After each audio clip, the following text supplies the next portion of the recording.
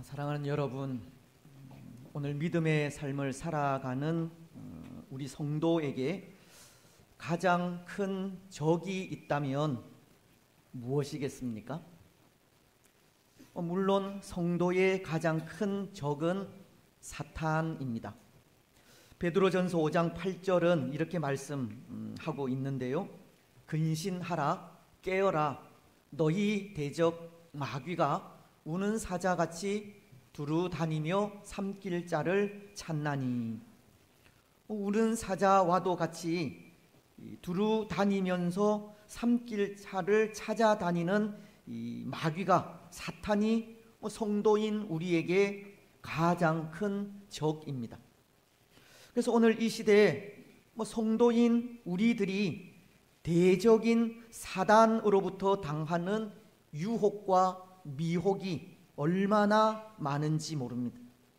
사탄은 예수님의 이름을 가장하여 잘못된 사상과 교리로 미혹하기도 하고, 세상 권력과 힘을 이용하여 박해라는 이름으로 찾아오기도 하며, 또 오늘날은 사람들이 가장 필요로 하는 생업과 물질로 유혹하기도 하기 때문입니다.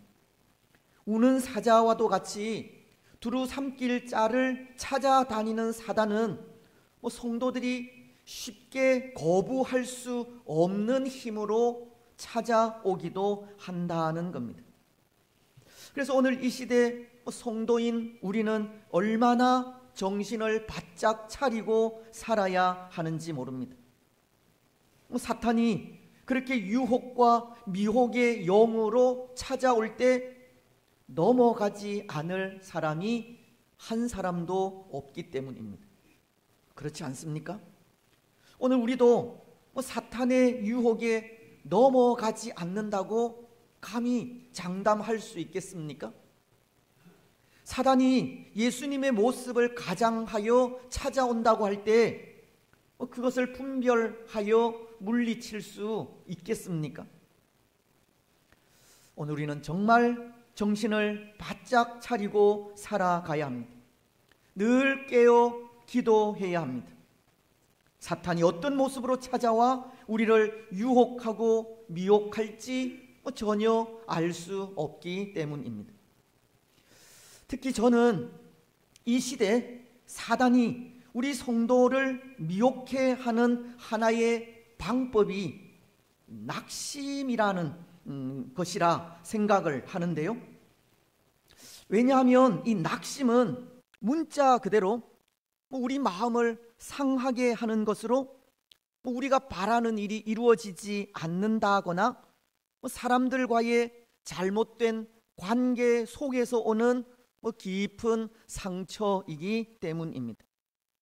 근데 사단이 그렇게 낙심으로 주의 성도들을 미혹한다는 것은 그런 마음의 상처로 믿음을 가진 사람들의 의욕을 상실하게 만들기 때문입니다. 사탄은 우리를 낙심하게 하여 우리로 하여금 하나님을 위하여 꾸는 꿈을 포기하게 만들고 그동안 수고하던 그 모든 일들을 중도에서 중단하게 만든다는 겁니다. 히브리서는 10장 38절을 통해 이렇게 말씀하고 있습니다. 나의 의는 믿음으로 말미암아 살리라. 또한 뒤로 물러가면 내 마음이 그를 기뻐하지 아니하리라 하셨느니라. 하나님은 믿음으로 살아야 하는 성도들이 믿음으로 인내하지 못하고 뒤로 물러서게 되면 기뻐하지 않는다고 하시는 말씀으로 우리 믿음의 사람들을 인내하지 못하게 하고 뒤로 물러서게 만드는 것이 낙심이라는 겁니다. 낙심은 믿음을 가진 사람들의 모든 의욕을 잃게 만드는 겁니다. 그래서 그런 말이 있지 않습니까? 사단이 성도들을 넘어뜨리기 위해 사용하는 가장 강력한 무기는 낙심이다는 말입니다. 낙심은 별 무서워 보이는 무기는 아니지만 그 덫에 한번 걸리게 되면 빠져나오기가 힘들다는 것 때문입니다. 그렇습니다. 낙심이라는 것은 그런 것입니다. 때로 아무것도 아닌 듯 보이지만 그 덫에 한번 걸리게 되면 빠져나오지도 아무 일도 하게 하지 못하는 무기력한 사람으로 만듭니다. 때로 아무런 증세를 느끼지 못할 수 있지만 낙심은 우리 사람을 이 무력감에 빠뜨리는 겁니다. 잘 감당해 가는 사역조차 손을 놓게 하고 작은 일에도 불평과 원망을 하게 하는 겁니다. 여러분, 혹 오늘 우리의 모습이 이러하지 않습니까? 무력감에 아무 일도 하지 못하고 때로 하고 있는 일마저 포기하고 싶은 마음이 들지 않습니까? 우리 믿음은 날마다 예수 그리스도의 장성한 분량에까지 자라가야 하지만 자라가기는커녕 중간에 멈춰서 버린 것 같지 않습니까? 그 모든 것들이 다 낙심이라는 것 때문입니다. 낙심이 무기력한 사람으로 만든다는 겁니다. 오늘 본문 속의 엘리야도 그렇습니다. 엘리야도 지금 낙심 중에 있다는 것인데요, 오늘 3절과 4절은 이렇게 말씀하고 있기 때문입니다. 그가 이 형편을 보고 일어나 자기의 생명을 위해 도망하여 유다에 속한 브엘세바에 이르러 자기의 사환을 그곳에 머물게 하고 자기 자신은 광야로 들어가 하룻길쯤 가서 한 로뎀 나무 아래에 앉아서 자기가 죽기를 원하여 이르되 여호와여, 넉넉하오니 지금 내 생명을 거두시옵소서. 나는 내 조상들보다 낫지 못하나이다 하고. 여러분, 엘리야는 능력의 사람입니다. 바알과 아세라를 섬기는 선지자 850명과 대결하여서 하나님이 참 신이심을 보인 믿음의 용장입니다. 3년 6개월 동안 비가 내리지 않은 이스라엘을 위해 하나님께 간구하여 비를 내리게 한 능력의 종이 엘리야라는 겁니다. 하지만 그런 능력의 종이 무슨 이유에서인지 지금 낙심에 빠져 있는 겁니다. 그에게는 열정적으로 일하던 모습이 사라져 버렸습니다. 바알과 아세라를 섬기던 선지자들과 싸우던 기백마저도 사라져 버렸습니다. 온 마음과 몸을 바쳐서 비 오기를 간절히 기도하던 그 간절함도 사라져 버린 겁니다. 그래서 그는 살기 위해 광야로 도망을 하게 된 것이고 지금 하나님께 죽기를 간청하고 있는 겁니다. 능력의 종이던 엘리야가 스스로 실패의 자리로 들어가 무기력한 상태에 빠져 있는 겁니다. 엘리야도 지금 그 무서운 낙심의 덫에 걸려 꼼짝하지 못하는 상황에 빠져 있다는 겁니다. 여러분, 만약 오늘 우리가 이런 낙심 가운데 거하게 된다면 어떻게 하시겠습니까? 어떻게 이 위기의 상황을 벗어나시겠습니까? 그 무서운 낙심의 덫에 걸려 그렇게 무기력하게 살아가시겠습니까? 모든 의욕을 상실한 채 그저 시간이 해결해 주기만을 바라고 있겠습니까? 아닙니다. 그 무기력증에서 탈피해야 하고 낙심을 이겨서 다시금 능력 있는 삶을 살아가야 합니다. 여러분, 그렇다면 오늘 우리는 어떻게 이 낙심이라는 사단의 공격을 막을 수 있겠습니까? 어떻게 낙심이라는 덫을 깨치고 다시금 능력 있는 하나님의 사람으로 살아갈 수 있겠습니까? 이 일에 우리는 먼저 우리가 어떤 상태에 있을 때 사단이 낙심이라는 무기를 들고 찾아오는지를 알아야 한다 생각하는데요. 다시 말씀을 드리면 우리가 어떠할 때 낙심하게 되는지를 살펴보아야 한다는 겁니다. 아마도 두 가지로 그 이유를 생각할 수 있지 않을까 생각합니다. 첫 번째는 많은 일들을 통해 쌓인 피로감에 낙심이 찾아올 수 있습니다. 육신적으로나 영적으로 피곤할 때 사탄은 역사한다는 겁니다. 히브리서 12장 3절은 이렇게 말씀합니다. 너희가 피곤하여 낙심하지 않기 위하여 죄인들이 이같이 자기에게 거역한 일을 참으신 이를 생각하라. 너희가 피곤하여 낙심하지 않기 위하여라고 영적으로나 육신적으로 피곤할 때 낙심할 수 있다는 것을 가르치는 겁니다. 많은 일들로 이 피로감이 쌓일 때 사탄은 역사하는 겁니다. 오늘 엘리야의 경우가 그런 경우인데요. 엘리야는 하나님 앞에 스스로 죽기를 간청하기까지 얼마나 많은 일, 얼마나 힘든 일들을 많이 겪었는지 모릅니다. 그는 지금까지 너무 많은 힘을 소진하게 된 것입니다.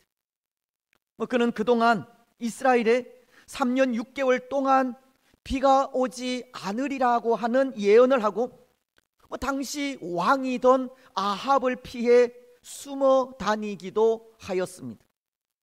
또 그는 바알과 아세라를 섬기는 선지자들과 엄청난 영적 싸움을 싸우기도 하였고, 그 거짓 선지자들을 하나님의 이름으로 처단하는 일을 하기도 하였습니다. 그리고 그는 3년 6개월 동안 비가 내리지 않는 이스라엘을 위하여 비가 오기를 온 몸을 다하여서, 온 마음을 다하여서 기도하기까지 하였습니다. 엘리야는 그동안 너무나도 많은 일을 하였다는 겁니다. 어쩌면 그는 한순간도 쉬지 않고 앞만 보고 전진하는 삶을 살아가게 된 것입니다. 그런데 여러분, 여기 이 엘리야가 한 가지 간과한 사실이 있습니다. 그것은 그도 연약한 육신을 가진 사람이라는 겁니다. 엘리야도 오늘 우리와 같은 성정을 가진 사람이라는 겁니다. 야고보서가 그것을 가르쳐주고 있지 않습니까? 야고보서 5장 17절은 이렇게 말씀하기 때문입니다. 엘리야는 우리와 성정이 같은 사람이로되 그가 비가 오지 않기를 간절히 기도한즉 3년 6개월 동안 땅에 비가 오지 아니하고, 엘리야는 우리와 성정이 같은 사람이로되, 비록 엘리야는 능력의 사람이기는 하지만 그도 육체적으로는 한계를 가진 인간이라는 겁니다. 그는 그동안 그것을 잊어버린 겁니다.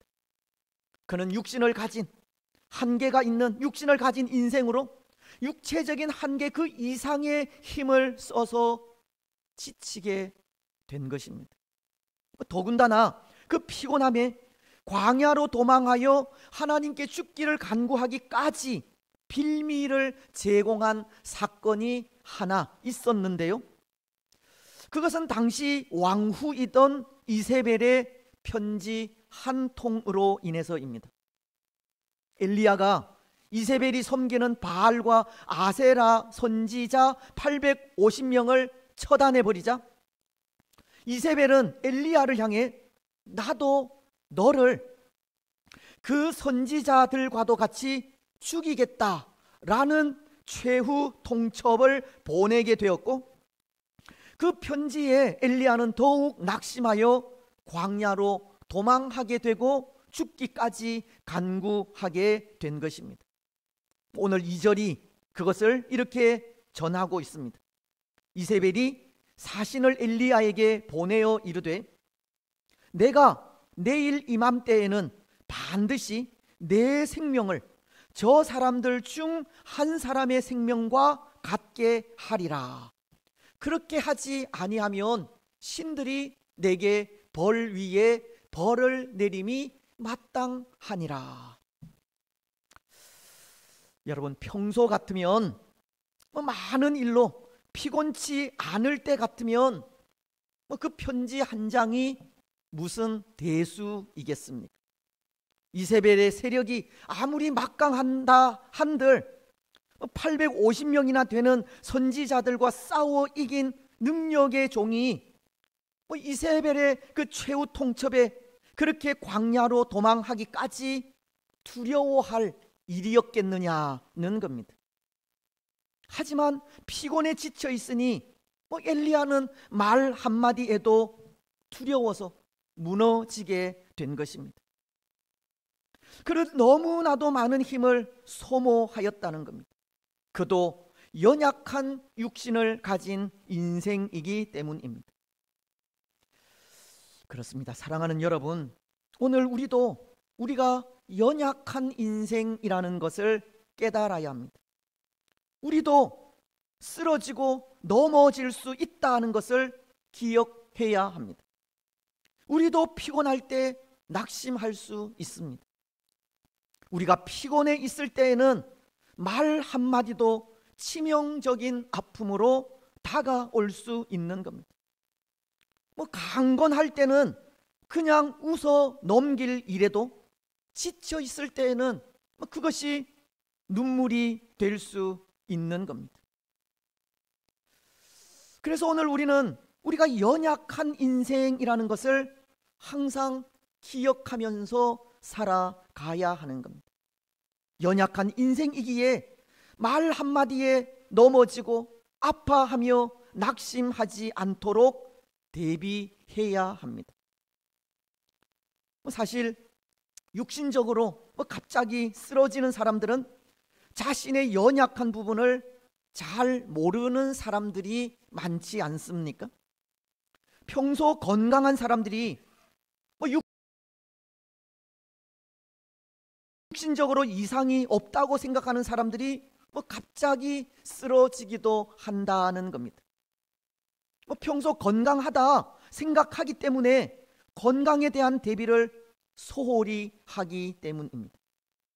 건강하다 하는 생각에 한계를 생각하지 않고 몸을 함부로 사용하기 때문입니다. 하지만 자신의 연약한 부분을 알고 있는 사람은 갑자기 쓰러지는 일을 막을 수 있습니다. 연약한 부분을 잘 알기 때문에 항상 대비하는 삶을 살기 때문입니다. 자신의 한계가 어딘지 항상 생각하기 때문에 적절하게 자신의 한계에 맞추어 일을 할 수 있기 때문입니다. 마찬가지입니다. 오늘 우리가 영적으로 연약하다는 것을 깨달아 아는 일이 참으로 중요한 것이, 그것을 알면 연약한 부분을 대비할 수 있기 때문인 것입니다. 연약한 것을 알기에 영적으로 늘 준비할 수 있고, 때로 피곤함에 연약한 부분을 공격당한다 하더라도 낙심하거나 쓰러지는 일이 없도록 방지할 수가 있는 겁니다. 그래서 그런 의미에서 오늘 우리 역시도 너무 많은 일을 하려고 하지 않았으면 좋겠습니다. 영적인 한계 이상으로 일을 하려고 해서도 안 됩니다. 사람들과의 관계 속에서도 너무 많은 힘을 한꺼번에 무모하게 사용해서도 안 됩니다. 오히려 힘이 있을 때 더욱 조심해야 합니다. 전력 투구를 하는 것도 참 중요하지만 전력 투구를 하고 난 이후에도 살아남을 수 있을 정도의 힘은 남겨두어야 하는 겁니다. 그렇습니다. 사랑하는 여러분, 오늘 우리 인생은 너무나도 연약한 인생임을 분명히 아시기 바랍니다. 우리 인생의 한계를 분명히 깨달아 아시기 바랍니다. 너무 많은 일에 우리의 힘을 허비하지 마시고 너무 많은 일로 우리의 몸을 피곤하게 하지 마시기 바랍니다. 적절한 일과 적절한 쉼을 통해 변함없는 믿음의 사람들이 되시기를 바랍니다. 특별히 우리 인생의 한계를 기억하셔서 피곤하여 지칠 때 참 쉼을 주시는 예수 그리스도 앞으로 나아오시기 바랍니다. 예수님은 마태복음 11장 28절을 통해서 이렇게 말씀하십니다. 수고하고 무거운 짐진 자들아, 다 내게로 오라. 내가 너희를 쉬게 하리라. 또 이사야서도 40장 31절을 통해 이렇게 말씀하십니다. 오직 여호와를 앙망하는 자는 새 힘을 얻으리니 독수리가 날개치며 올라감 같을 것이요 다름박질하여도 곤비하지 아니하겠고 걸어가도 피곤하지 아니하리로다. 여러분, 예수 그리스도 안에서 참된 안식과 참된 평안과 참된 쉼을 누리시기 바랍니다. 예수 그리스도 안에서 독수리가 날개치며 올라감 같은 강건함도 누리시기를 바랍니다. 그래서 그 강건함으로 어떠한 피곤 속에서도 낙심하지 않는 우리가 되시기 바랍니다. 이제 또 하나, 우리가 낙심하게 되는 경우는 승리 이후에 찾아오는 외로움으로 인해서입니다. 여러분, 사실 오늘 우리는 승리 이후의 삶을 얼마나 경계해야 하고 잘 관리해야 하는지 모릅니다. 왜냐하면 승리 이후의 삶을 잘 관리하지 않으면 마치 혼자인 듯한 고독함이 찾아올 수 있기 때문입니다. 승리 이후에 승리가 주는 기쁨보다 공허함이 찾아올 수 있다는 겁니다. 오늘 엘리야도 그렇지 않습니까? 10절을 보시면 엘리야는 이런 말을 하고 있는데요. 그가 대답하되 내가 만군의 하나님 여호와께 열심히 유별하오니 이는 이스라엘 자손이 주의 언약을 버리고 주의 제단을 헐며 칼로 주의 선지자들을 죽였음이오며 오직 나만 남았거늘 그들이 내 생명을 찾아 빼앗으려 하나이다. 지금 엘리야는 바알과 아세라 선지자들을 처단하고 난 이후에 하나님께 오직 나만 남았다는 말을 하고 있는 겁니다. 여러분, 지금 엘리야가 왜 이런 말을 하고 있는 것입니까? 지금 엘리야는 홀로인 듯한 외로움을 느끼고 있는 겁니다. 때로 엘리야는 그런 생각을 했을지 모릅니다. 바알과 아세라를 섬기는 선지자들과의 대결에서 승리한 이후 이제 이스라엘 백성들의 전폭적인 지지를 받고 거룩한 하나님의 나라를 세워갈 수 있을 것이라는 생각을 했을지도 모른다는 겁니다. 비록 지금까지는 아합 왕과 왕후인 이세벨의 폭정 속에 감히 하나님의 나라를 말할 수 없었지만 바알과 아세라를 섬기는 선지자들을 처단한 지금은 모든 백성들이 하나님의 임재를 느끼고 다 함께 하나님 나라를 열망하고 있을 것이라 생각했을지도 모른다는 겁니다. 하지만 상황은 그렇지가 않았습니다. 멸망한 듯 보이는 이세벨의 세력은 오히려 자신을 죽이려 하고 있고, 이 일에 백성들은 앞장서서 막아주어야 하는데 아무런 반응이 없는 겁니다. 아직도 그 어디엔가 숨어 있을 것 같은 하나님의 종들이 이제는 당당하게 나타나 자신과 함께 힘껏 싸워야 할 것도 같지만 그들에게서도 아무런 반응이 없는 겁니다. 그래서 그 현실에 엘리야는 낙심할 수밖에 없었고, 오직 나만 남았다고 그의 외로움을 드러내게 된 것입니다. 여러분, 승리는 좋은 것입니다. 승리할 때 사람들은 박수를 쳐줍니다. 하지만 이 승리만큼 위험한 것도 없습니다. 왜냐하면 승리할 때 박수 치던 사람들이 승리 이후에 다 곁을 떠나버리기도 하기 때문입니다. 승리 이후 그 승리를 시샘하는 사탄은 승리자를 시기하여 시련을 줄 수도 있기 때문입니다. 마치도 하나님 앞에 순전한 욥을 욥기서 1장 9절을 통해 사탄이 이렇게 말하는 것과도 같은 겁니다. 사탄이 여호와께 대답하여 이르되 욥이 어찌 까닭없이 하나님을 경외하리이까. 승리 이후에 사단은 승리자를 고립시킬 수 있다는 겁니다.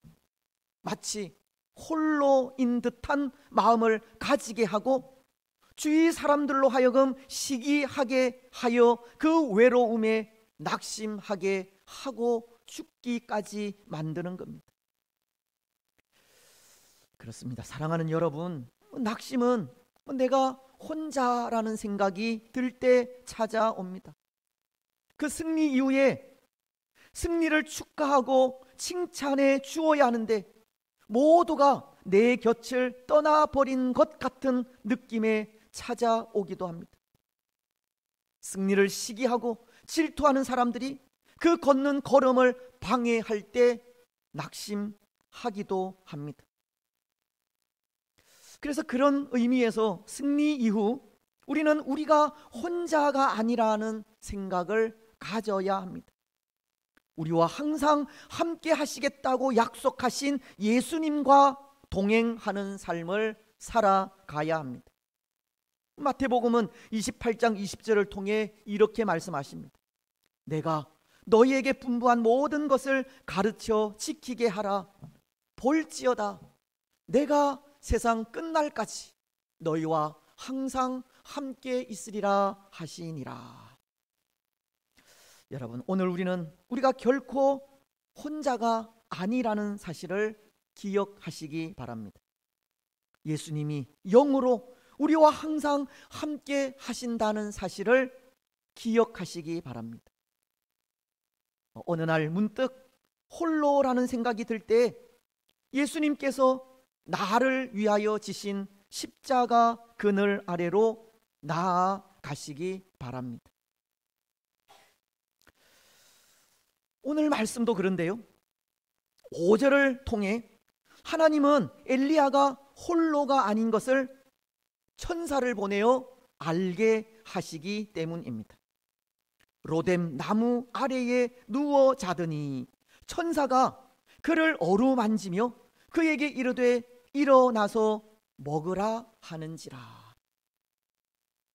하나님은 천사를 보내어 낙심 중에 있는 엘리야를 위로하게 하시고 다시금 힘을 주시는 겁니다. 비록 그는 악한 왕후 이세벨에 의해 생명을 빼앗겠다는 최후 통첩에 낙심하여 광야로 도망하기는 하였지만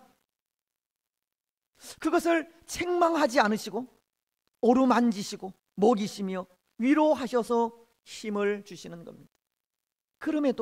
그럼에도 엘리야는 하나님의 나라를 위하여 힘껏 싸운 사람이기 때문입니다.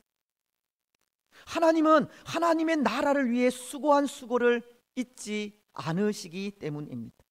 그래서 다시금 사명을 감당할 수 있도록 위로하시고 힘을 주시는 겁니다. 여러분, 오늘 우리도 교회를 위하여 열심히 일하다 사람들에 의해 고통을 당할 수 있고 그것으로 인해 낙심할 때도 있습니다. 때로 여러 가지 일들로 실망하여 교회를 떠나고 싶은 마음을 가질 때도 있습니다. 하지만 하나님은 교회를 위하여 수고한 그 수고를 결코 잊지 않으신다는 것을 기억하시기 바랍니다.